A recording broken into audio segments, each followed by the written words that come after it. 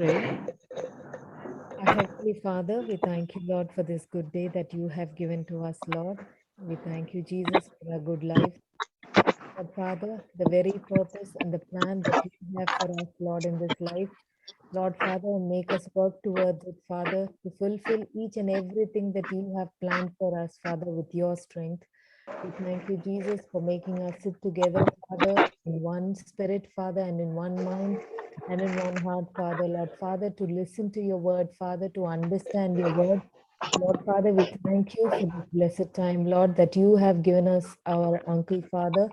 Bless Pastor Uncle with good strength and health and knowledge and wisdom, Father, so that he can teach us, Lord Father, whatever you have intended to teach us, Father. Reveal each and every detail of what we have to learn through Pastor Uncle, Father. We thank you, Lord, that you have made them, given them a safe journey, Father. Also, we pray for each and everyone who is sitting here, Father, and who are yet to, Lord Father, join this meeting, Father. Make us all learn, Lord Father, your word, Lord Father, each and every meaning that we need to know about you. Lord Father, give us this great strength and the wisdom and knowledge and understanding, Father. Thank you, Lord. Lord Father, we ask all these things in the name of our Lord and Savior Jesus Christ. Amen. Okay, దేవుని దయా సంకల్పాన్ని బట్టి నిర్గమకాండం 23వ అధ్యాయం వరకు మనం complete చేసుకున్నాం. So now we have come to 24th chapter. దేవుని ధర్మశాస్త్రం గురించి, అనగా దేవుడిచ్చిన దశాజ్ఞలు గురించి మనం చాలాసార్లు చదువుకుంటుంటాం. కానీ వాటి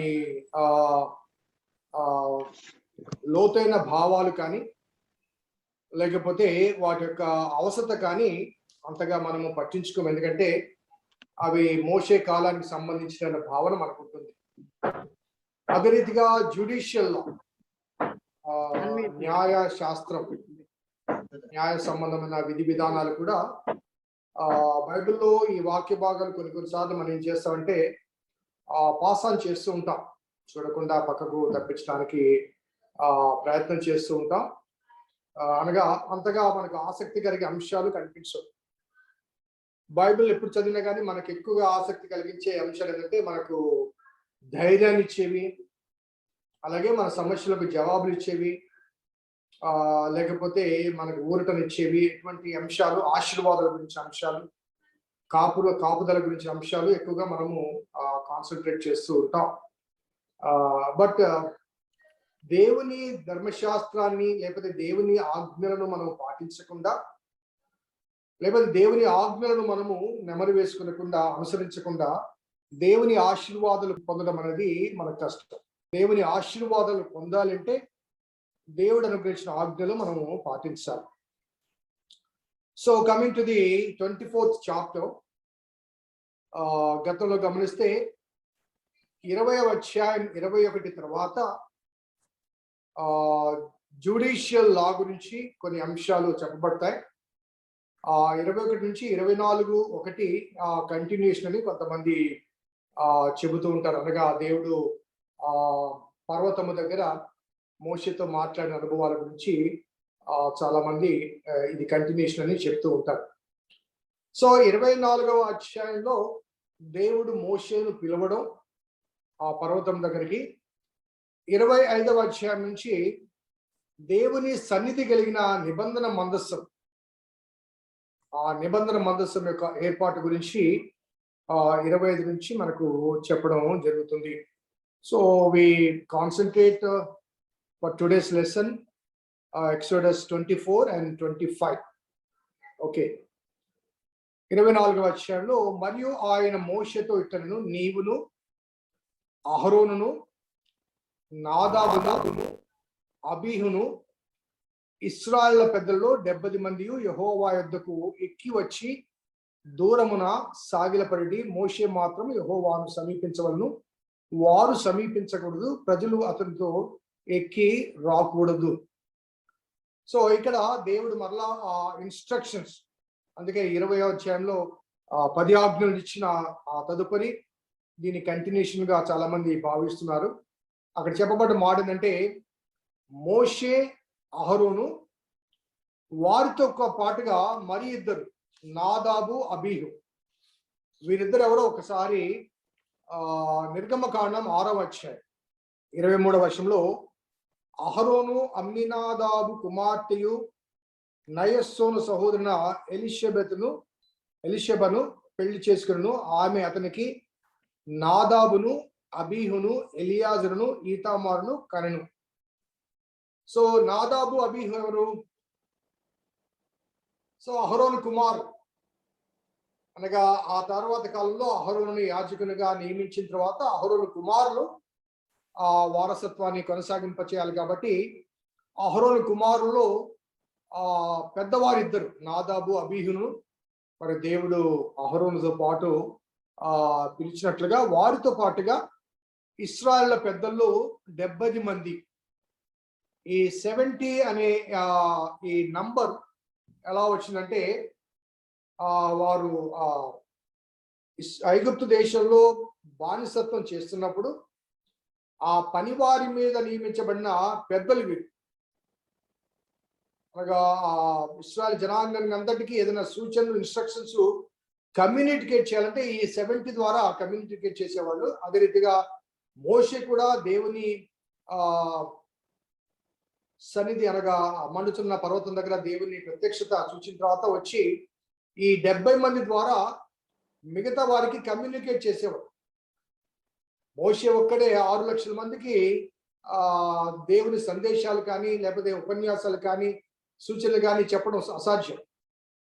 సో ఈ 70 మంది మరి అక్కడ ఎన్నిక చేయబడిన అనగా పెద్దలుగా గుర్తించబడ్డవారు.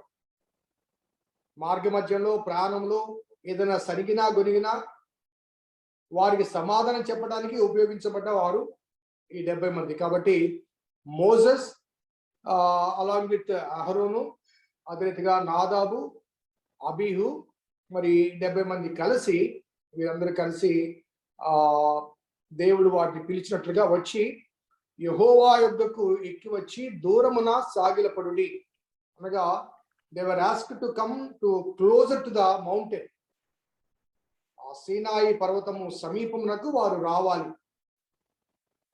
మిగతా వారందరికీ కూడా గతంలో నేను చెప్పాను, ఆ పర్వతం చుట్టూ మేరలు ఏర్పరిచి, బౌండరీస్ ఏర్పరిచి ఆ పర్వతము దరిదాపులకి ప్రజలెవరూ రాకూడదు. సో ఆ పర్వతము దిగువన మిగతా వారు రావాలి అనగా ఈ 70 మంది ప్లస్ ఆ 4 కూడా రావాలి అని చెప్పడం అక్కడ కనబడుతుంది. ఆ తర్వాత మోషే మాత్రమే రావాలి, సమీపంగా రావాలి, మీరెవరు కూడా సమీపించకూడదు, ప్రజలు అతనితో కూడా ఎక్కి రాకూడదు. సో ఇక్కడ క్లియర్ గా చెప్పబడ్డ అంశం ఏంటంటే మిగతా వారు ఆ పర్వతానికి దగ్గరగా రావాలి, ఆ 70 మంది ప్లస్ వాళ్ళు. మోషే మాత్రం ఎక్కి రావాలి. వై అనే మాటకు ఒకసారి మనం ఆలోచిస్తే, పర్వతం మీద దేవుడు మాట్లాడుచుండగా ఆ ధ్వని ప్రకంపనలు, ఎకోయింగ్ సౌండ్, ఆ ప్రకంపనలు ఆ కింద వారు వినాలి. వినకపోతే ఏమవుతుందంటే, మోషే పైకి వెళ్ళి దేవుడు ఈ మాటలు చెప్పాడు అని అంటే వీళ్ళు ఏమంటారు, దేవుడు నిజంగా చెప్పాడా, ఇదంతా మోషే కల్పించుకొని చెప్తున్నాడేమో, ఇదంతా ఒట్టిదే అని చెప్పే అవకాశాలు కూడా ఉన్నాయి. కాబట్టి ఆ ఇన్స్ట్రక్షన్స్ అన్ని కూడా అనగా దేవుడు 10 కమాండ్మెంట్స్ అయితే రాతి పలకల రాశాడు, కానీ మిగతా ఇన్స్ట్రక్షన్స్ అని కూడా ఓరల్ ఇన్స్ట్రక్షన్స్. కాబట్టి ఈ 70 మంది ఆ పర్వతానికి సమీపముగా వచ్చి they can listen to the voice of God, but they could not see God. So ఎందుకు ఆ సపరేషన్ జరిగిందో ఒకసారి మీకు చెప్తున్నా. మిగతా 6 లక్షల నుంచి ఎందుకు ఈ 70 మందిని సపరేట్ చేశాడు, ఆ తర్వాత ఎందుకు మోషేను సపరేట్ చేశాడో ఈ విషయాలు మనకు కనబడుతున్నాయి.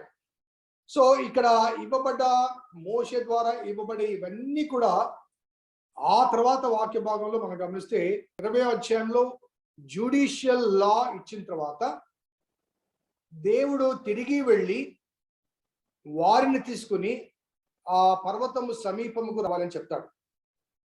ఈ 20, 21, 22, 23, 24 ఈ అధ్యాయాలు ఒకసారి చూస్తే మోషే దశాజ్ఞలు విన్నాడు, అవి రాసుకున్నాడు, ఆ తర్వాత వచ్చాడు, ప్రజలకు వినిపించాడు. ఆ తర్వాత మోషేకు జ్యుడిషియల్ లా అనుగ్రహించబడింది, అవి విన్నాడు. ఆ తర్వాత కిందికి వచ్చాడు, కిందికి వచ్చిన తర్వాత ప్రజలతో చెప్పాడు. తిరిగి ఆయన మరి పైకి పిలువనంపించడం అనేది అక్కడ మనకు కనబడుతుంది. సో 3వ వర్షం మనం గమనిస్తే మోషే వచ్చి యెహోవా మాటలన్నిటినీ విధులన్నిటినీ ప్రజల్లో వివరించి చెప్పాను. ప్రజలందరూ యెహోవా చెప్పిన మాటలన్నిటి ప్రకారము చేసిదమని ఏక శబ్దంతో ఉత్తరమిచ్చిరి.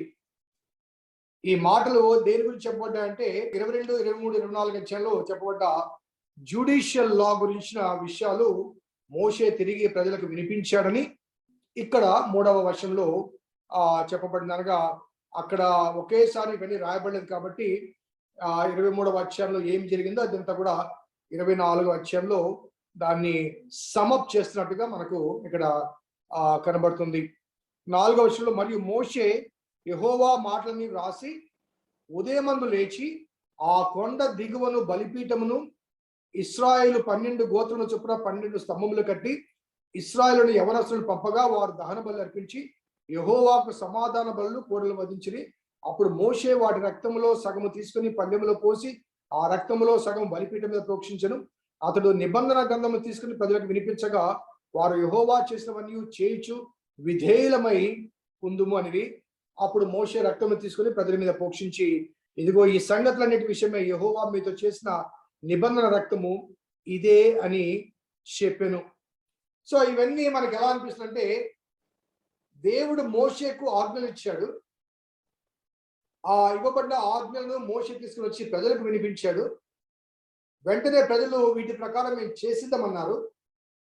ఎప్పుడైతే దేవుడు అనుగ్రహించిన ఆజ్ఞలు ప్రజలకు వినిపించబడ్డాయో ప్రజలు స్పందించారో వెంటనే అక్కడ సమాధాన బలులు సమర్పించారు. సమాధాన బలులు అంటే ఒక అంగీకారం, దేవునికి ప్రజలకు మధ్య ఒక అగ్రిమెంట్, ఒక నిబంధన. కాబట్టి ప్రజల వైపు నుంచి రెస్పాన్స్ ఎలా తెలిపిందంటే వారు సమాధాన బలులు అర్పించి ఆ రక్త ప్రోక్షణ ద్వారా వారు దేవునితో ఒక నిబంధనలోనికి వచ్చారు. నిబంధన ప్రజలుగా వారు నడిపించబడ్డారు అని మనము చెప్పక తప్పదు. సో ఈ రీతిగా వారు ఒప్పుకున్న తర్వాత 9వ వర్షంలో తర్వాత మోషే, అహరోను, నాదాబు, అబీహు ఇశ్రాయేలు పెద్దలు 70 మంది ఎక్కిపోయి ఇశ్రాయేలు దేవుని చూచిరి అనే మాట కొంత డిస్కషన్ వస్తుంది. ఏమని వచ్చింది అక్కడ? 70 మంది మోషే, అహరోను, నాదాబు, అబీహు దేవుని చూచిరి అనే మాట అక్కడ కొంత డిస్కషన్ ఫర్ ది ఆర్గ్యుమెంట్. కొంతమంది థియాలజియన్స్ వారు చూచారనే భావనలోనికి వస్తున్నారు. కానీ వాస్తవాన్ని చూస్తే వారు అక్కడ చూచింది దేవుని మహిమను చూచారు, not the person of God. దేవుణ్ణి ముఖాముఖిగా చూడలేదు. దేవుని మహిమోన్నత్యాన్ని అక్కడ వారు చూడగలిగారు. కాబట్టి the presence of God they could experience, they could see the presence of God, not the person of God.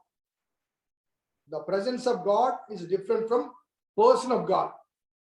ఇప్పుడు మనం ఆలయంలో కూర్చున్నప్పుడు దేవుని ప్రార్థన చేస్తే ప్రభా నీ సన్నిధి మా మధ్య ఉండాలి, నీ సన్నిధి నీ ప్రెసెన్స్ మా మధ్యలో ఉండాలని ప్రార్థన చేస్తాం. అంటే అర్థం ఏంటి? we could experience his presence. So ఆయన నేకెడ్ గా మనం చూడం.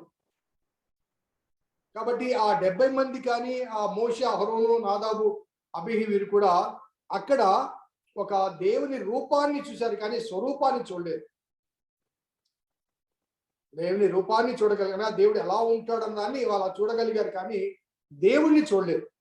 ఇంకా మీకు అర్థం కావాలంటే ఒకవేళ దేవుడు ఒక రూపంలో అనగా మానవ ఆకారంలో కనబడి ఉంటాడు, మనకు ఎక్స్ప్లెయిన్ చేసింది. ఎందుకంటే అప్పటి వరకు వారు ఐగుప్తులో దూడను పూజించారు, పామును పూజించారు, జంతువులను పూజించారు.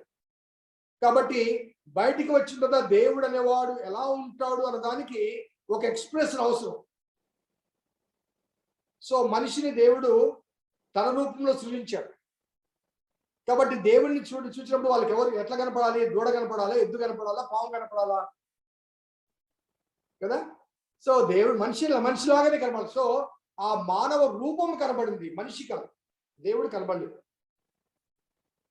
సో అలా ఆయన కనబడకపోతే కింద వాళ్ళు ఏమనుకుంటారు, దేవుడు ఈ పామును చూసి ఇదే దేవుడు అంటారు, ఒక పులిని చూసి ఒక సింహాన్ని చూసి ఇదే దేవుడు అంటారు, ఒక ఎద్దును చూసి దూడను చూసి ఇదే దేవుడు అంటారు.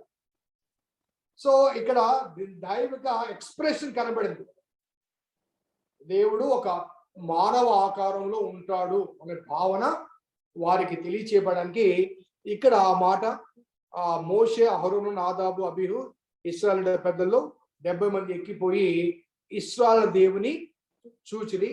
ఆయన పాదముల కింద నిగనిగలాడు నీలమయమైన వస్తువు వంటిది ఆకాశ మండలం తేజమయమైన ఉండెను. ఆయన ఇశ్రాయేలుని ఏ ప్రధానులకు ఏ హానియు చేయలేదు. వారు దేవుని చూచి అన్నపానములు పుచ్చుకొనిరి. ఆ తర్వాత మోషే కొండ ఎక్కాడు.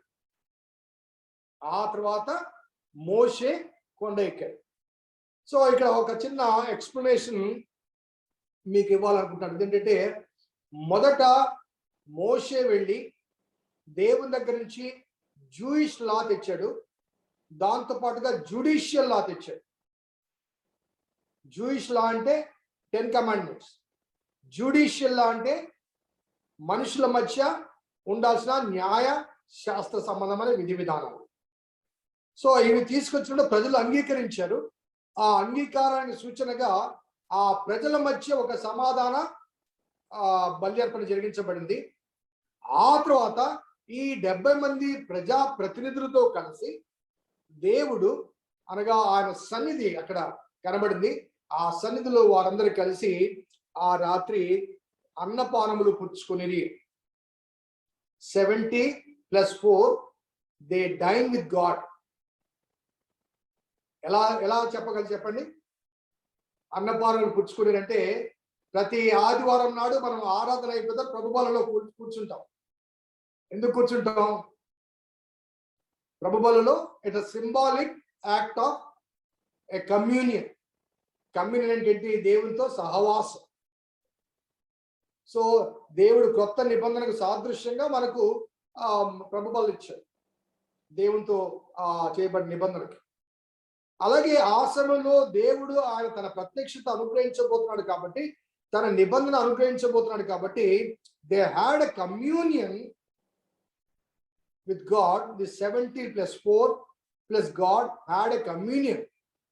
అనగా ఒక ప్రభుబల్ల అక్కడ జరిగింది, ప్రభుబల్ల ఆరాధన అక్కడ జరిగి ఉన్నట్లుగా మనము భావించడానికి అవకాశం ఉంది. సో కాబట్టి కమ్యూనియన్ దేనికి ఇస్తుంది అంటే, ఈ యేసు ప్రభు వారు చేసిన కమ్యూనియన్ అయితే ఏదైతే ప్రభుబలం ఉందో అది కొత్త నిబంధనకు సాదృశ్యం అయితే, ఇక్కడ ఈ 70 మంది పెద్దలతో చేసింది మరి ఆనాటి నిబంధనకు, ఇశ్రాయేలు జనాంగంతో దేవుడు చేసిన నిబంధనకు సాదృశ్యంగా ఆ పెద్దలందరూ కూర్చొని అక్కడ మరి విందు ఆరగించారు. అనగా దేవుని ప్రత్యక్షతలో వారు విందు ఆరగించారు. ఏ రీతిగా అయితే మనం ప్రభు బల దగ్గర కూర్చొని ప్రభువు మనకు ప్రత్యక్షంగా కనిపించకపోయినప్పటికీ దైవ ప్రత్యక్షతను అనుభవిస్తూ ఏ రీతిగా బలలో చేతులు వేస్తామో ఆ రీతిగా ఆ 70+ మంది వారు అక్కడ దేవుని సన్నిధిలో దైవ ప్రత్యక్షను ఆస్వాదిస్తూ వారు అక్కడ విందు ఆరగించారు అని చెప్పడానికి అవకాశం ఉంది.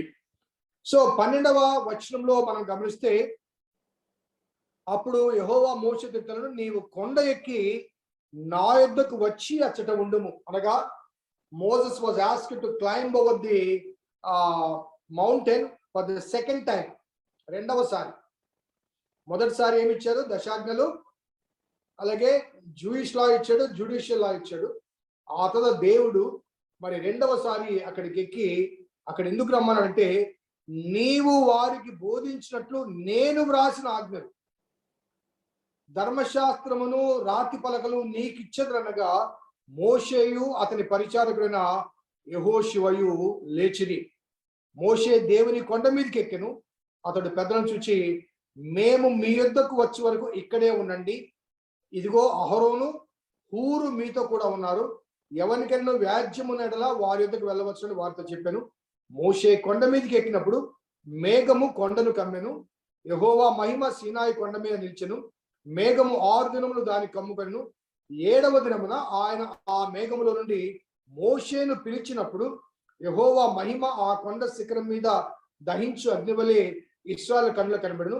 అప్పుడు మోషే ఆ మేఘములో ప్రవేశించి కొండ ఎక్కెను. మోషే ఆ కొండ మీద రేయింబవళ్ళు 40 దినములు ఉండెను. సో ఈ ప్రాసెస్ ఒక్కసారి నేను క్లుప్తంగా మీకు వివరిస్తాను. ఏంటంటే మొదట 70+4 వేరు చేయబడ్డారు. మిగతా వారందరూ కూడా పర్వతానికి దూరంగా ఉంచబడ్డారు. అదే రీతిగా ఈ 70+4 తీసుకొని ఆ కొండ దిగువన వారు చేరుకున్నారు. అనగా ఒక విధంగా చెప్పండి ఫస్ట్ స్టేజ్ లోనికి వెళ్ళారు. అక్కడ వారు దేవునితో అన్నపానములు పుచ్చుకున్నారు. వారు అక్కడ దేవుని చూచి అన్నపానములు పుచ్చుకున్నారంటే దేవుని ప్రసన్నత, దేవుని సన్నిధి చూచారు. వారు అక్కడ అన్నపానములు పుచ్చుకున్నారు. అక్కడి నుండి వారు బయలుదేరి మోషే మాత్రమే పైకి రావాలంటే మోషేతో పాటు అహరోను కూడా లేస్తారు. అహరోను కాదు, సారీ, ఎవరితను యెహోషువ కూడా లేస్తారు. సో ఇద్దరు లేస్తారు. అప్పుడు మోషే చెప్తున్న మాట అంటే అహరోను హూరు మీతో కూడా ఉన్నారు. ఈ హూరు ఎవరు అనేది నేను 17వ అధ్యాయంలో చెప్పాను. 17వ అధ్యాయంలో ఆ హూరు అనే అతడు ఆ యుద్ధ సమయంలో ఒకవైపు అహరోను, ఒకవైపు హూరు ఇద్దరు చేతులు పట్టుకొని ఉంటే యెహోషువ యుద్ధం చేస్తుంటాడు. సో ఈ హూరు అనేవాడు మిరియాము భర్త అయి ఉంటాడని చెప్పేసి పండితుల అభిప్రాయము. కాబట్టి మేము లేని సమయంలో వీరిద్దరు మీకు నాయకులుగా ఉంటారు, మీకు ఎవరైనా వ్యాజ్యం ఉంటే వారు తీరుస్తారు. అనగా అహరోను హూరులు మీ మధ్య ఉంటారని చెప్పేసి మోషే యెహోషువను తీసుకొని ఆయన కొండ పైకి బయలుదేరుతాడు. వెళ్ళిన తర్వాత శిఖరం వెళ్ళక ముందు ఆ కొండ దిగువ భాగం అనగా ఆ శిఖరానికి దిగువ భాగమున మోషే యెహోషువలు దాదాపు 6 దినములు ఉంటారు అక్కడ. They wait for 6 days. అక్కడ ఒక క్లౌడ్ వచ్చి అది కమ్ముకొని అహరోను మోషేను సపరేట్ చేసి ఆ పీక్ మీదకి తీసుకుని వెళ్తారు. సో ఇక్కడ 4 స్టేజెస్ చూడండి. ఒకటేమో people were separated from the rest of the 70+. ఆ 70+ లోంచి మోషే యెహోషువలు వేరు చేయబడ్డారు. ఆ తర్వాత దేవుని మేఘము కప్పుకొని అనగా ఆ ఆవరణంలోనికి మోషే వెళ్ళగా మరి యెహోషువకు కనిపించకుండా మోషే పైకి నడిపించబడ్డాడు. అనగా కొండ ఎక్కినప్పుడు ఆ మేఘము కొండను కప్పారు కాబట్టి మేఘములో మోషే అహరోనులు 6 దినాలు ఉన్నారు. 7వ దినమున దేవుడు మోషేను తన మహిమలోనికి తీసుకుని వెళ్తాడు. ఆ మహిమలోనికి తీసుకుని వెళ్ళినప్పుడు అక్కడ మరి రేయింబవళ్ళు 40 దినములు ఉన్నారు. ఎవరు? మోషే ఒక్కడే. ఆ మేఘము లోపల ఆ దేవుని మహిమ అతని ఆవరించి ఉండగా ఆ మహిమలో 40 days and night మోషే ఉన్నాడు. ఆ తర్వాత వాక్య భాగంలో మరొక చోట ఆయన భోజనం చేయలేదు, నీళ్లు త్రాగలేదు అని ఒక మాట అక్కడ రాయబడి. చెప్పండి సార్. ఇక్కడ అహరోన్ కన్నా యెహోషువకి ప్రాధాన్యత ఇచ్చినట్టు కనిపిస్తుందా సార్? యెహోషువని దేవుని ఎన్నికలో సక్సెసర్. దేవుని ఎన్నికలో మోషేకి సక్సెసర్. ఎందుకంటే అహరోను మోషే కన్నా పెద్దవాడు.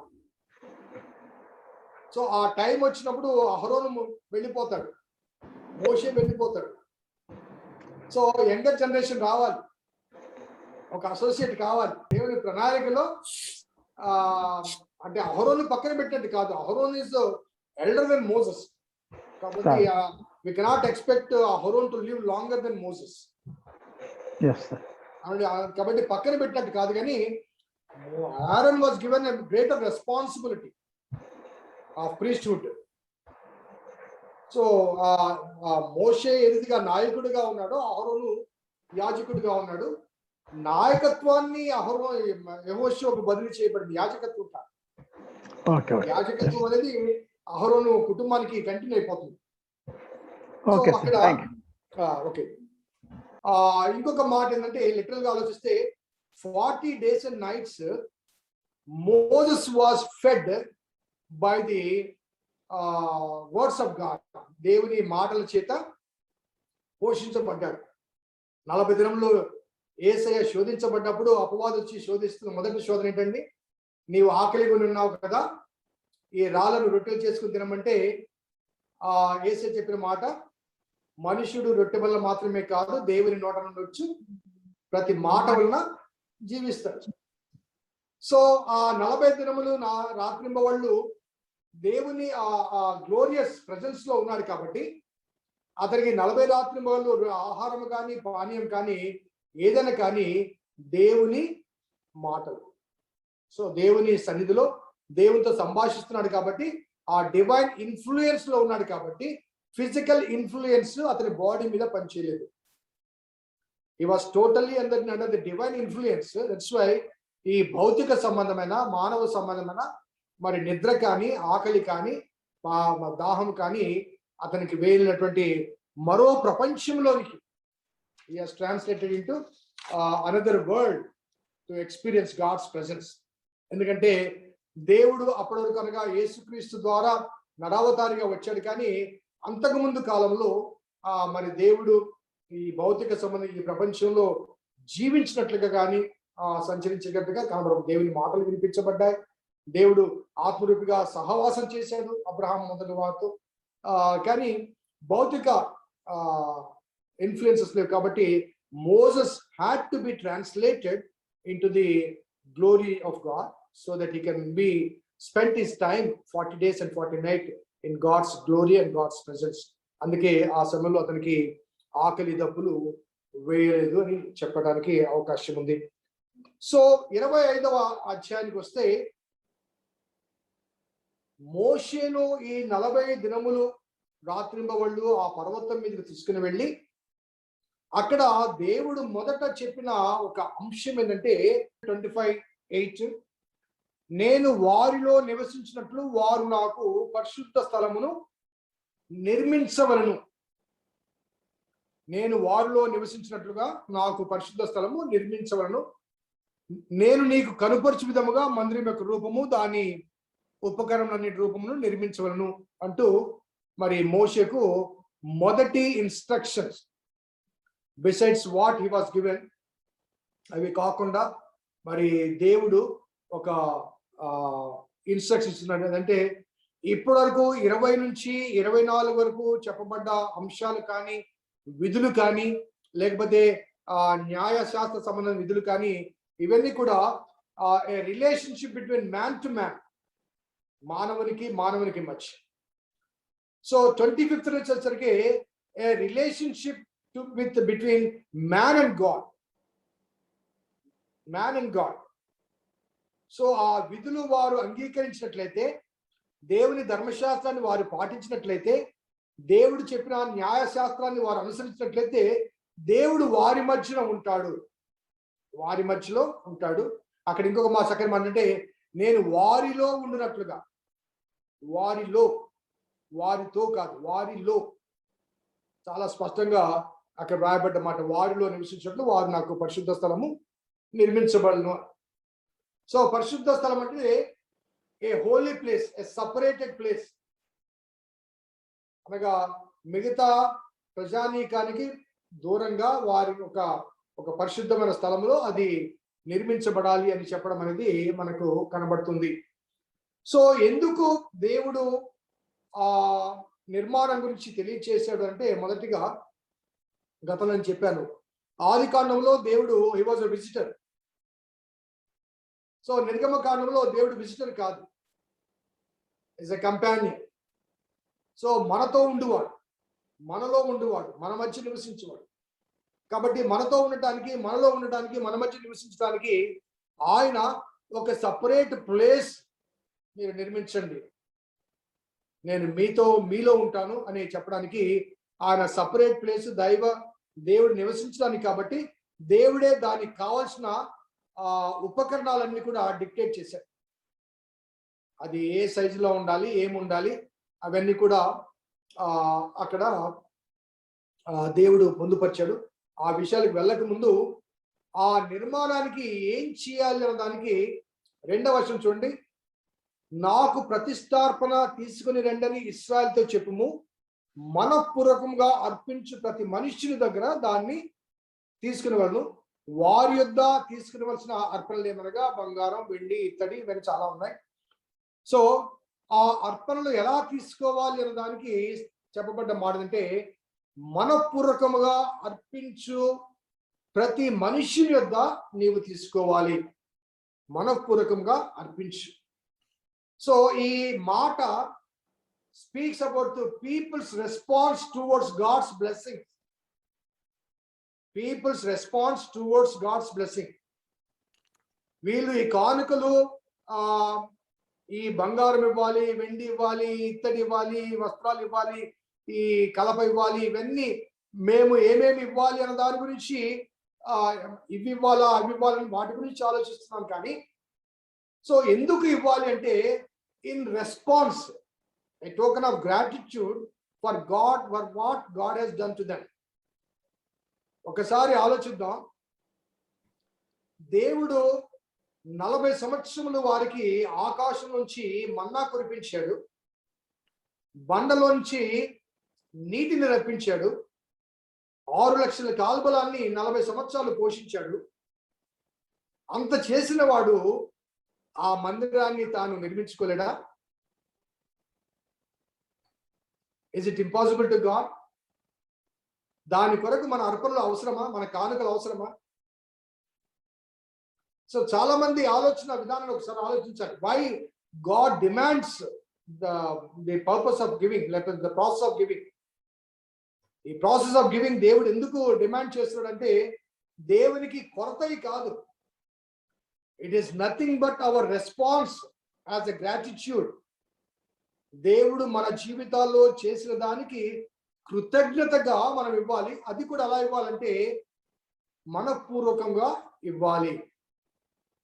కొరింథీ పత్రికలో 9వ అధ్యాయంలో 7వ వచనంలో, సనుగు కొరకయు బలవంతము కాకయు ప్రతివాడు తన హృదయంలో నిశ్చయించుకొని కొరకు. So it's purely A voluntary offering, A voluntary offering. So దేవుని మందిరంలో దేవుని పరిచర్యకు లేకపోతే దేవుని సేవకులకు అందరికీ అన్ని సమకూర్చే దేవుడు మందిర సేవకు సంబంధించిన అంశాలు ఆయన సమర్పించడా? సేవకుడు ఆయన పోషించలేడా? కానీ ఎందుకు మనం ఇవ్వాలంటే, it is not only a token of gratitude but also a sign to receive the blessings in further. రాబోయే దినాల్లో ఆశీర్వాదాలు పొందుతారు. నేను ఎప్పుడు ఈ హార్వెస్ట్ సమయంలో ఒక ఎగ్జాంపుల్ చెప్తుంటాను. మరి హార్వెస్ట్ అంటే పంట చేతికి వచ్చినప్పుడు వ్యవసాయదారుడు ఆ పంటను ఇంటికి తెచ్చుకున్న తర్వాత ఏ భూమిలోంచి ఆ పంట తీసుకొచ్చాడో ఆ భూమిలో మరలా గింజలు వేస్తాడు, మరలా గింజలు చల్లుతాడు. సో అలా చల్లకుండా ఆ ధాన్యం మొత్తం తానే భుజించేసి అమ్ముకున్నాడు అనుకో, తిన్నాడు అనుకోండి, మరలా భూమిలో చల్లలేదనుకోండి, మరలా పంట వస్తుందా నెక్స్ట్ ఇయర్? రాదు. So that is the secret of giving. ఎందుకు మనము విత్తనాలు వ్యవసాయదారుడు అదే భూమిలో చల్లుతాడు అంటే, తిరిగి పంట కోయటాలి. మరలా ఈ మట్టిలో నేను ఎందుకు చల్లాలి అనుకుంటే నీకు నెక్స్ట్ ఇయర్ పంట రాదు. So it is not only a gratitude but also a token what we are submitting to receive the further blessings. రానున్న కాలంలో కూడా దేవుని ఆశీర్వాదాలు. అందుకనే అక్కడ రాయబడ్డ మాట అది ప్రతిష్టార్పణము అని చెబుతూ అక్కడ రాయబడ్డ కొన్ని మాటలు మనం గమనిస్తే, ఈ బంగారము, వెండి, ఇత్తడి, నీలధూమ్ర, రక్తం, ఇవన్నీ కూడా వారు అంటారు ఐగుప్తులోంచి వస్తున్నప్పుడు తమ పొరుగు వారి దగ్గర ఎరువు తెచ్చుకుంటారు చాలా వస్తువులు. ఆ వస్తువులన్నింటిలోంచి వారు కొన్ని ఇవ్వాలి అనే మాట అక్కడ కనబడుతుంది. అదే రీతిగా మనఃపూర్వకంగా మాత్రమే కాకుండా అక్కడ రాయబడ్డ మాట 2వ వచనం చూస్తే, ప్రతిష్టార్పణముగా తీసుకుని రావాలి. ప్రతిష్టార్పణం అనే మాట హీవ్ ఆఫరింగ్ అనే మాట వాడబడింది ఇంగ్లీష్ లో. HEAVE. హీవ్ ఆఫరింగ్ అంటే దేవార్పితము. The offering which is elevated, being elevated. మిగతా వాళ్ళకు అటు ఇటు ఇచ్చినట్టు కాకుండా దేవునికి సమర్పించే ఆ సమర్పణ అనే విషయాన్ని మనం గమనించాలి. సో ఒక భక్తుడు అంటాడు, greatest sin in today's world, recent గా నేను మెసేజ్ లో విన్నాను, the greatest sin in today's world అదేంటంటే, we spend beyond our capacity for the things we enjoy and perish. We spend beyond our capacity for the things we enjoy and perish. A temporary. కొన్నిసార్లు family మొత్తం హోటల్కి వెళ్తాం, bill ఒక 8,000-9,000 10 అవుతుంది కదండి. కొంతమంది మూవీకి వెళ్తారు, ఒక 2-3 hours దే స్పెండ్ అమౌంట్. కొంతమంది ఎంటర్టైన్మెంట్స్ కోసం. సో కొన్నిసార్లు ఒక బైబిల్ కొనడానికి ఒక 1,000 రూపాయలు పెట్టి బైబిల్ కొనడానికి అమ్మ 1,000 రూపాయలు అంటారు, 78,000-80,000 పెట్టి ఫోన్ కొంటారు. సో ఫోన్ లైఫ్ ఎంత, బైబిల్ లైఫ్ ఎంత? ఫోన్ ఒక 4-5 సంవత్సరాలు కాగానే అవుట్డేటెడ్ అయిపోద్ది, మళ్ళీ మార్చుకుంటుంటా, కొంతకాలం పాడైపోతే కొత్తది కొనుక్కుంటాం. దాని లైఫ్ చాలా టెంపరీ, బట్ వి స్పెండ్. కానీ ఆ ఖర్చు గురించి మనం ఎప్పుడు ఆలోచించాం. అయ్యో ఇంత ఖర్చు పెట్టి కొనాలా అని ఎప్పుడు ఆలోచించాం. ఒక చిన్న టీవీ ఉంటుంది, ఎవరో ఇంటికి వెళ్తాం, అక్కడ పెద్ద టీవీ చూస్తాం, వెంటనే ఇంటికి వచ్చి మన టీవీ మార్చేస్తాం, వాళ్ళని చూసి మనం మార్చుకుంటాం. ఇంకొకరి ఇంటికి వెళ్తే ఇంకో వస్తువు కనపడుతుంది, వాళ్ళ ఇంట్లో ఉన్న వస్తువు మన ఇంట్లో ఉండాలి. అవన్నీ కూడా అనగా ఈ ఖర్చుల విషయంలో ఎప్పుడు కూడా మనము వెనుకాడము. కానీ దేవునికి ఇవ్వాలి అన్నప్పుడు, దేవుని మందిరానికి ఇవ్వాలన్నప్పుడు మనం ఎప్పుడు కూడా we always calculate. సో ఎందుకు దేవుడు మనఃపూర్వకంగా ఇవ్వాలి, అట్ ద సేమ్ టైం అది ప్రతిష్టార్పణం అంటే దేవుడు అనుగ్రహించే ఆశీర్వాదాలను మనము అనగా మనం ఇచ్చే కానుకలు మనం లెక్క పెడుతున్నాం, కానీ దేవుడు మనకి ఇచ్చేవి లెక్క పెడితే వాటిని విలువ కట్టగలమా? ఒకసారి మనం ఆలోచిద్దాం. God's provisions.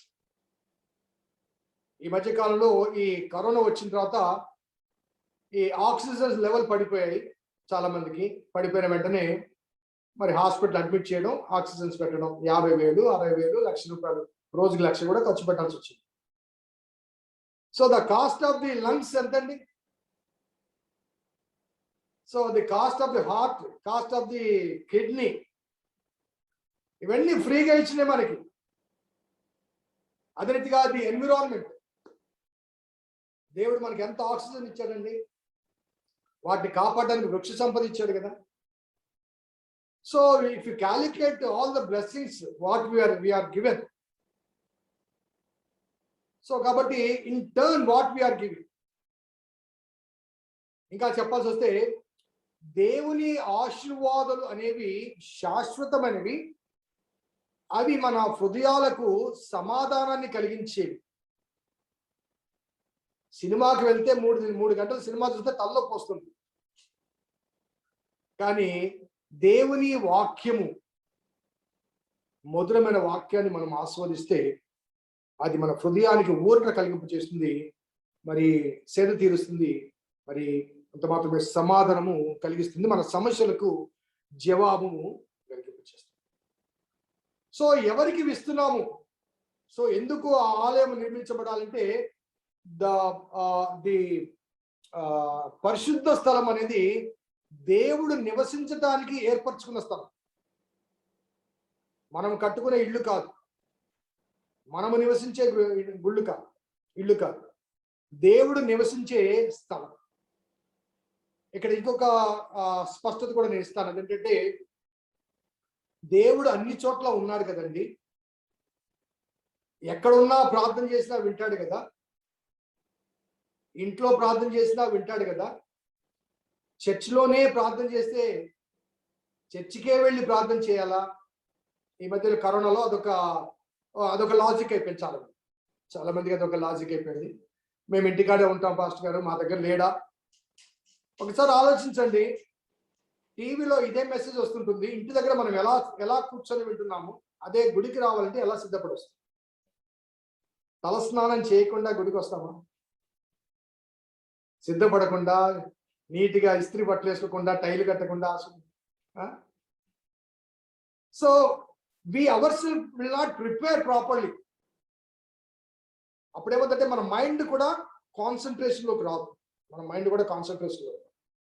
దేవుడు నా కొరకు ఒక పరిశుద్ధ స్థలాన్ని ఎందుకు నిర్మించబడ్డాడంటే, it is a specific place where you can meet God. It is a specific place where you can meet God.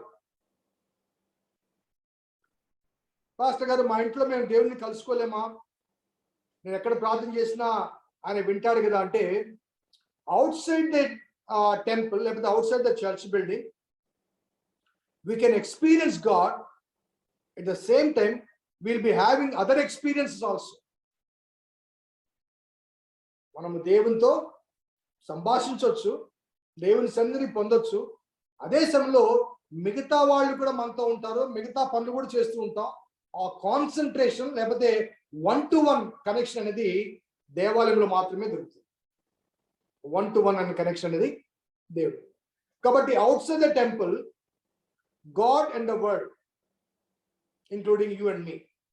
But inside the temple, God and his presence. God and his presence. And where you and your God will be alone communicating each other. So there will not be any disturbances. బయట ఉన్నదానికి ఆలయంలో ఉన్నదానికి. ఎందుకంటే అది నా మందిరము సమస్త జనులకు ప్రార్థన మందిరం అన్నాడు, నా సన్నిధి అక్కడ నిలిచి ఉంటుంది అన్నాడు, నేను అక్కడ నివసిస్తానన్నాడు. So it is an elevated place where you and me can meet God and communicate with God and place our petitions in the presence of God. So in reality the personal interaction can be had only in the temple of God. So ఆ విషయాన్ని ఒకసారి ఎందుకు దేవుడు ఆ ప్రజలకు చెప్పాడంటే, 6 లక్షల మంది కలిగిన ఆ జనాంగం వారు వారి కుటుంబ వ్యవహారాలు, వారి పశువులు, వారి పాకలు, వారి పనివారు, భార్యలు, బిడ్డలు, వీళ్ళందరి సమూహంతో కలిసి మరి దేవుని సన్నిధిని ఎక్స్క్లూజివ్ గా పొందే అవకాశాలు లేవు. కాబట్టి God wanted to dwell among them so that he may be available to them, whoever seeks him, whenever anybody has any problem or issue. So that was the reason. నేను వారిలో నివసించినట్లు వారు నాకు పరిశుద్ధ స్థలము నిర్మించాలి అనే విషయాన్ని అక్కడ మనము గమనించవచ్చు. సో 10 నుంచి మనం గమనిస్తే, వారు తుమ్మకమ్మ కర్రతో ఒక మందసము చేయవలను, దాని పొడుగు 2 మూరలున్నర, దాని వెడల్పు 3.5 దాని ఎత్తు 3.5, దాని మీద మేలిమి బంగారు వేల పొదిగించవలను. ఇలా కొన్ని వస్తువుల గురించి వ్రాయబడ్డా. నేను ఆ డీటెయిల్స్ అనగా వేటితో చేయాలి, ఏ వస్తువులతో చేయాలి, ఆ బంగారము, తుమ్మకర్ర, ఇవన్నీ గురించి నేను డీటెయిల్స్ గా వెళ్ళను. కానీ what are the elements, brief గా వాటి యొక్క సిగ్నిఫికెన్స్ ఏంటి, what are the elements and వాటి యొక్క సిగ్నిఫికెన్స్ ఏంటి అనే దాని గురించి మనం చూస్తే, మొదటిగా the ark of the covenant, నిబంధన మందసం ఒకసారి చూపించమ్మా. నిబంధన మందసం ఒకసారి చూడండి. సో ఇది అనగా వాళ్ళు ఊహించి, అనగా ఇక్కడ స్పెసిఫికేషన్స్ బట్టి, మెజర్మెంట్స్ బట్టి ఊహించి అది డ్రా చేసింది. ఒరిజినల్ ఆర్క్ అది మిస్ అయిపోయింది. సో దీని మీద ఈ నిబంధన మందసం అనేది మరి దేవునికి ప్రజలకు మధ్య ఉన్నటువంటి కవెనెంట్కు సూచన. అనగా అక్కడ ఒక పరిశుద్ధ స్థలాన్ని నిర్మించమన్నాడు. అది ఆ పరిశుద్ధ స్థలమేమో టెబర్నెకల్. సో టెబర్నెకల్ అనగా గుడారం, ప్రత్యక్ష గుడారం. సో ప్రత్యక్ష గుడారం నిర్మించక ముందు ప్రత్యక్ష గుడారంలో ఏమేమి ఉండాలి, ప్రత్యక్ష గుడారం అనేది దేవుని సన్నిధి కలిగిన స్థలము. ఆ గుడారంలో ఏమేమి ఉండాలో ముందు ఆ వస్తువుల గురించి మరి మోషేకు దేవుడు ఇక్కడ సెలవిస్తున్నాడు. మొదటిది, అక్కడ తుమ్మకరతో ఒక మందసము చేయాలి. ఆర్క్ అనే మాట వాడబడింది. ఇదే ఆర్క్ అనే మాట మనకు నోవా కాలంలో కనబడుతుంది. నోవా చేసిన పడవను కూడా మోజెస్ ఆర్క్ నోవా ఆర్క్ అని అంటూ ఉంటారు. కానీ దానికి దీనికి ఒక హీబ్రూ వర్డ్ కొన్ని తేడా ఉంది. నోవా ఆర్క్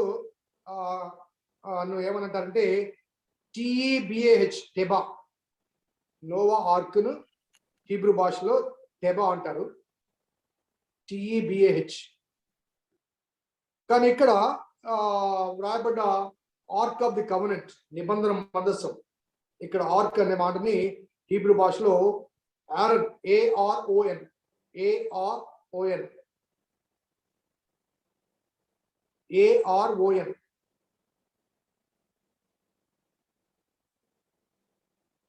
ARON అంటే ఆర్ఎన్ అంటే దాని యొక్క లిటరల్ మీనింగ్ అంటే బాక్స్.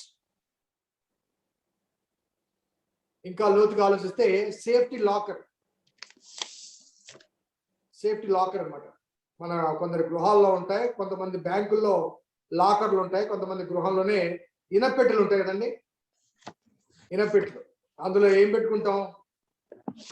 మార్చిపోయిన బట్టలు పెట్టుకుంటామా? విలువైన వస్తువులు దాచిపెట్టుకొని భద్రంగా తాళం వేసుకుంటాం. సో ఆ భావం వస్తున్నట్టు ఆరోన్ అనే మాటకు ఉన్న భావం అంటే బాక్స్, ఒక ప్రత్యేకమైన విలువైన వాటిని దాచుకునే ఒక చెస్ట్ గా భావించబడింది. అందుకే వాటికి కొన్ని కొలతలు కూడా అక్కడ ఇచ్చారు. ఈ ఆర్క్ దేనికి సూచన అంటే దేవునికి ప్రజలకు మధ్య కలిగిన నిబంధనకు సాదృశ్యంగా ఈ ఆర్క్ ఉంచబడింది. సో అక్కడ దాన్ని 14 వచ్చిన వాటిని ఆ మందసం మోయటకు ఆ ప్రక్కల మీద ఉంగరములో ఆ మోతకర్రలు దూర్చవలను, ఆ మోతకర్రలు మంగరపు ఉంగరంలోనే ఉండవలను, వాటిని దాని నుంచి తీయకూడదు, ఆ మందసంలో నేను నీకు ఇచ్చు శాస్త్రంలో ఉంచవలను. సో ఈ మందసానికి 2 కర్రలు ఉన్నాయి చూసారా? ఆ పొడుగ్గా 2 కర్రలు ఉన్నాయి. ఆ 2 కర్రలు వాళ్ళు ఆ అరణ్యంలో ఒక ప్రదేశం నుంచి మరొక ప్రదేశానికి వెళుతున్నప్పుడు ఆ కర్రలు భుజాల మీద మోయాలి. అది ఎవరు మోయాలంటే యాజకులు మాత్రమే మోయాలి. ఆ తర్వాత కాలంలో నేను దాన్ని ఎక్స్ప్లెయిన్ చేస్తాను. మీకు ఒక రెఫరెన్స్ మాత్రం చెప్తాను. యెహోషువ 3వ అధ్యాయంలో యోర్దాను నది దాటుతున్నప్పుడు యెహోషువ వాళ్ళతో చెప్తాడు, నిబంధన మందసము మోయు యాజకుల అరికాళ్ళు నీళ్లను దాటగానే యోర్దాను 2 పాయలైంది. సో ఆర్క్ దేని మీద మోయాలండి? నిబంధన మందసం భుజముల మీద మోయాలి. ఎవరు మోయాలంటే యాజకులు మోయాలి. సో దావీదు కాలంలో ఉజ్జా చనిపోతాడు. ఎందుకు చనిపోతాడు చెప్పండి? నిబంధన మందసం మోసినాడు, తాకాడు. నిబంధన మందసంను ఎద్దుల బండి మీద మోసుకొస్తారు.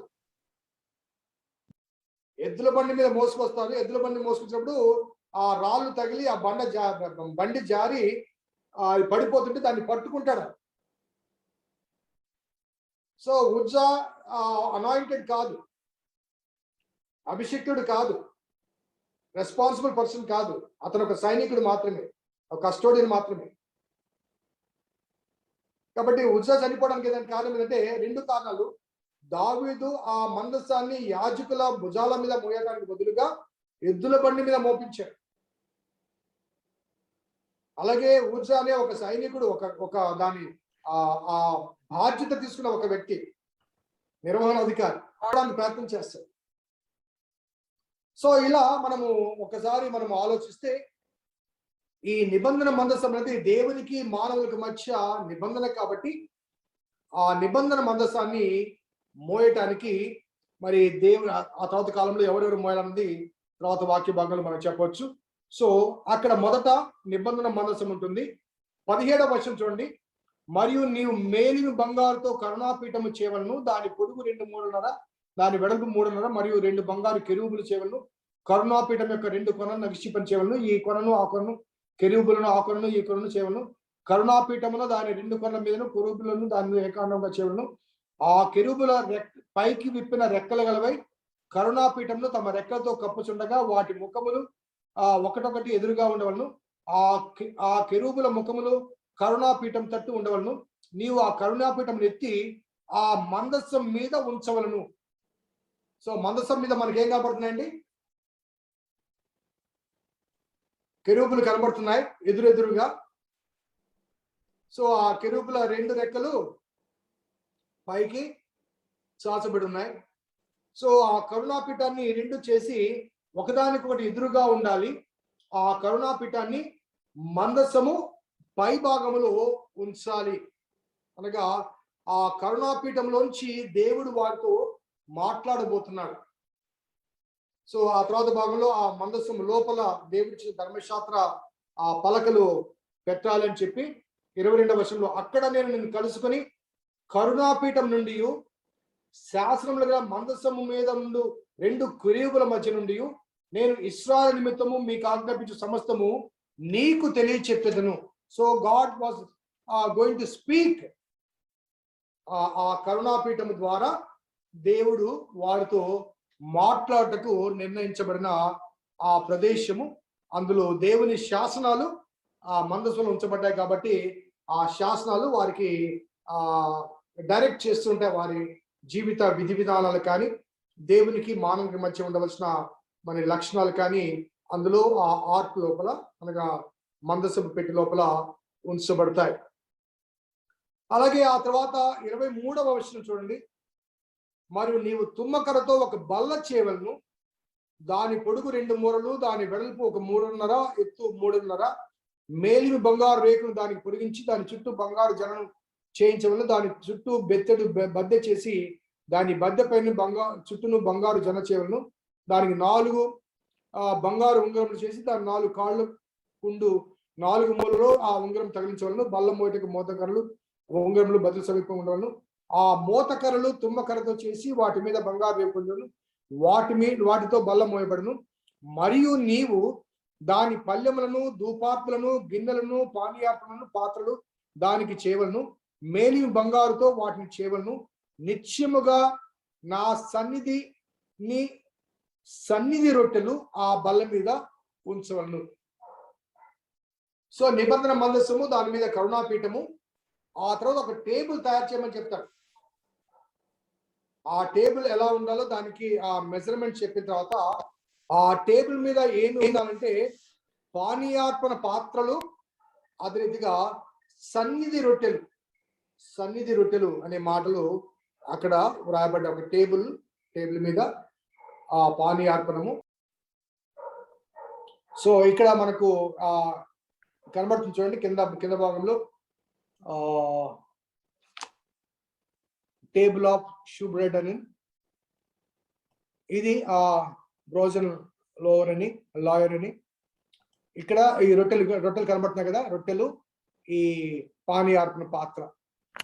సో ఈ పాత్ర, ఈ రొట్టెలు కానీ ఈ పాత్రలు కానీ మరి దేవునితో సహవాసానికి, అనగా మనము లార్డ్స్ టేబుల్ తీసుకుంటాం కదా కొత్త నిబంధనలో, లార్డ్స్ టేబుల్ ఏ రీతిగా అయితే ఉందో ఆ రీతిగా దేవుని సహవాసానికి సాదృశ్యం అది. కాబట్టి మరి లోపల నిబంధన మందసం పెట్టిన తర్వాత దాని బయట బయటకి ఆ బల్ల ఏర్పాటు చేసి ఆ బల్ల మీద సన్నిధి రొట్టెలు ఉండాలి. అంటూ 23 నుంచి 29, 30 వరకు ఆ రొట్టెలు దేనికి సాదృశ్యం అంటే దైవునితో కలిగిన సహవాసానికి సాదృశ్యంగా ఆ రొట్టెలు, అదే రీతిగా ద్రాక్ష సంబంధమైన పాత్ర అక్కడ ఉంచబడింది. 31 నుంచి మనము గమనిస్తే, మరియు నీవు మేలిమి బంగారుతో దీప వృక్షమును చేయవలను అంటూ ఆ డీటెయిల్స్ అన్ని ఇస్తూ 37వ వచనంకి వస్తే, నీవు దానికి 7 దీపములను చేయవలను. దాని ఎదుట వెలిగించినట్లు దాని దీపములు వెలిగింపవలను. దాని కత్తెర చిప్పయు మేలిం బంగారుతో చేయవలను అంటూ ఇక్కడ మధ్యలో దీపస్తంభం కనబడుతుంది చూసారా, గోల్డెన్ ల్యాంప్ స్టాండ్ అనే మాట కనబడుతుంది. సో అది కూడా అది ఎప్పుడు నిత్యము వెలుగుతూ ఉండాలి. ఆ 7 అనేది సింబాలిక్ గా పర్ఫెక్షన్ కి సాదృశ్యం. మరి 7 దీప నక్షత్రములు కలిగిన వాడు అని రెవల్యూషన్ ప్రకటన గ్రంథంలో యేసయ్య గురించి చెప్పబడ్డ మాటలు కూడా మనకు కనబడతాయి. కాబట్టి ఆ దీపము ఎప్పుడు వెలుగుతుండాలి అనగా మరి దేవుడు లోకమునకు వెలుగు కాబట్టి ఆ ప్రత్యక్ష గుడారం లోపల ఆ దీపము ఎప్పుడు కూడా వెలుగుతూ ఉండాలి అనే విషయాన్ని అక్కడ 31 నుంచి 40 వరకు వాక్య భాగంలో ఆ ఎలిమెంట్స్ గురించి రాయబడ్డాయి.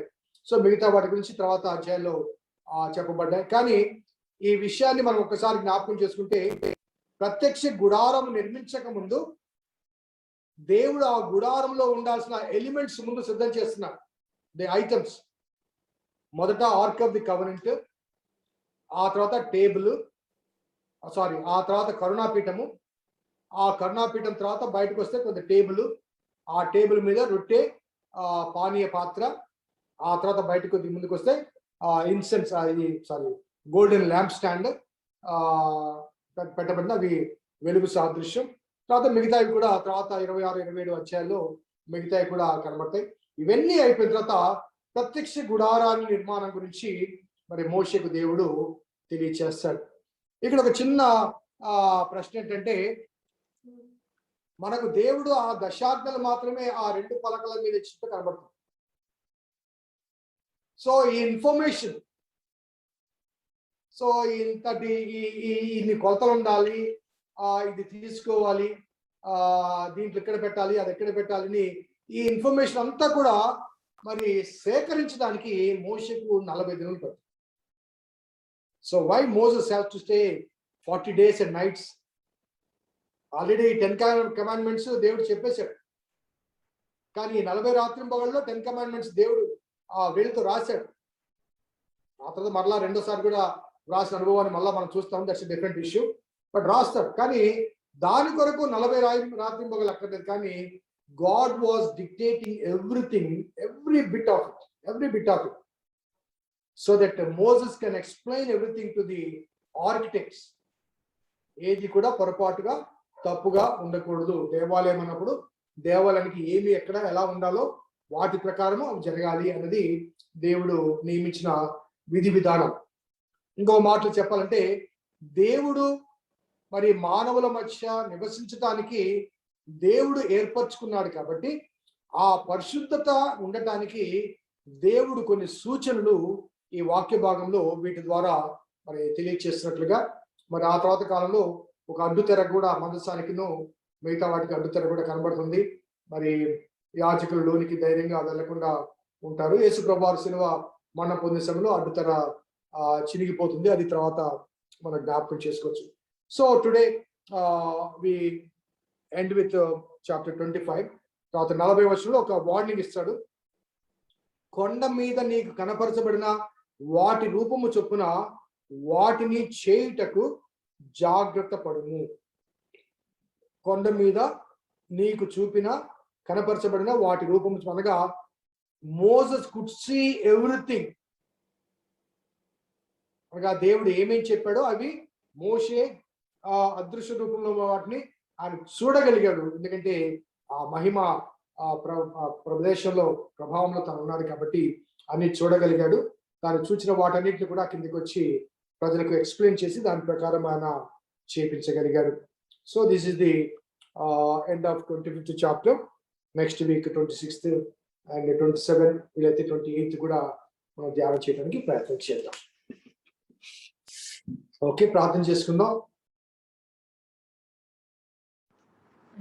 మహాపరిశుద్ధుడా, మా ప్రియ పరలోకపు తండ్రి, ఆకాశమందు ఆసీనుడా, నరులను పరిశీలించుచున్న మా తండ్రి, నాయనా మీ నామానికి వందనాలు, మీ పాదాలకు వేలాది వేల కోటాను కోట్ల కృతజ్ఞత వందనాలు, స్తుతులు, స్తోత్రాలు చెల్లించుకుంటున్నాం మా నాయన, చెల్లించుకుంటున్నాం తండ్రి. యేసయ్య నా తండ్రి, నాయన ఎంత గొప్ప దేవుడు నాయన, ఎంత కనికరం కలిగిన దేవుడివి నాయన, మా పట్ల ఎంత బాధ్యత జాగ్రత్త కలిగిన దేవుడు నాయన.